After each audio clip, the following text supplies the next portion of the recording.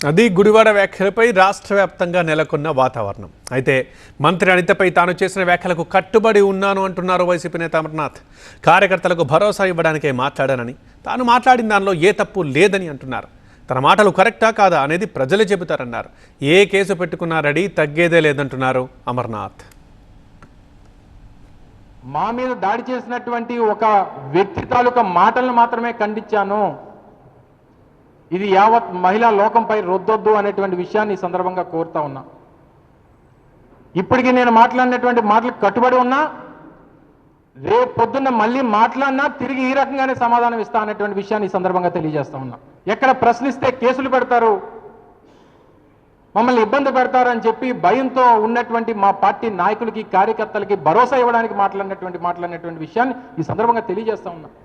నేను మాట్లాడినటువంటి మాటలో ఏ తప్పు లేదు. వారు మాట్లాడినటువంటి మాటలు చూస్తే నేను మాట్లాడింది కరెక్టా కాదా అనేటువంటిది ప్రజలందరికీ తెలుస్తుంది. అది ఇప్పటికే రాష్ట్ర ప్రజలందరూ కూడా చూశారు. ఆంధ్రప్రదేశ్లోనే కాదు, దేశంలో అంతర్జాతీయ స్థాయిలో నీకు నచ్చిందే రిచ్కో కంప్లైంట్. I'm ready. నేను తప్పు మాట్లాడలేదు. గుడ్డు పగలు కొడతావా? ఈసారి మళ్ళీ అదే రిపీట్ అయితే ఇది కూడా మళ్ళీ రిపీట్ అవుద్ది అనేటువంటి విషయాన్ని తెలియజేస్తా ఉన్నా. తగ్గేదే లేదు అనేటువంటి విషయాన్ని తెలియజేస్తా ఉన్నా. గతంలో జగన్ ఆయన భార్య భారతిపై అనుచిత వ్యాఖ్యలు చేశారన్నారు అమర్నాథ్. ఇప్పటిదాకా వ్యాఖ్యలపై క్షమాపణలు చెప్పలేదన్నారు. ఆ పార్టీ నాయకత్వం వారి మాటలకు వత్తాసు పలుకుతోందని విమర్శించారు అమర్నాథ్. భారతిరెడ్డి గారిని భారతమ్మ అని పిలుస్తారు,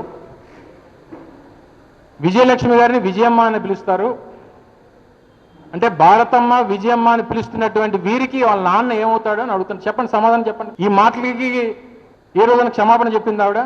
ఒక రాజకీయ నేపథ్యం ఉన్నటువంటి కుటుంబం, ఒక ముఖ్యమంత్రి భార్య గురించి, ఒక మాజీ ముఖ్యమంత్రి భార్య గురించి, దివంగత మహానేత రాజశేఖర రెడ్డి గారి భార్య గురించి, వైఎస్ జగన్మోహన్ రెడ్డి గారి భార్య గురించి మాట్లాడినటువంటి మాటలు ఈ రకంగా ఇంత నీచంగా మాట్లాడితే ఏ ఒక్కరు తెలుగుదేశం పార్టీలో ఈరోజు మాట్లాడుతున్నటువంటి సోకాల్ నాయకులు, సోకాల్ మంత్రులు, మరి వారికి అప్పుడు మహిళా లోకం గుర్తు రాలేదా? మాట్లాడితే అక్క చెల్లెమ్మ అంటుంటాడు. ఈ మధ్యన కొత్తగా నేర్చాడు మా నత్తిపోకోడి. పెద్ద మాటలు మాట్లాడుతున్నాడు. నంగనాచి నత్తిపోకోడి ఏమన్నాడు తెలుసా? నీ బిడ్డని అన్నాడు. నంగనాచి నత్తిపోకోడి ఎవరన్నా మాటలు ఇవి? ఒక ముఖ్యమంత్రిగా ఉన్నటువంటి జగన్మోహన్ రెడ్డి గారిని ప్రతిపక్షంగా ఉన్నటువంటి వారు మాట్లాడినటువంటి మాటలు అవి. వీరు మాట్లాడతారు. వీరికి వారి పార్టీ నాయకత్వం, పార్టీ నాయకులు ఒకరి గురించి మాట్లాడితే, ఒక వ్యక్తి గురించి మాట్లాడితే రాష్ట్రంలో ఉన్నటువంటి 2.5 కోట్ల మంది మహిళల గురించి మాట్లాడినట్టుగా చిత్రీకరిస్తారా?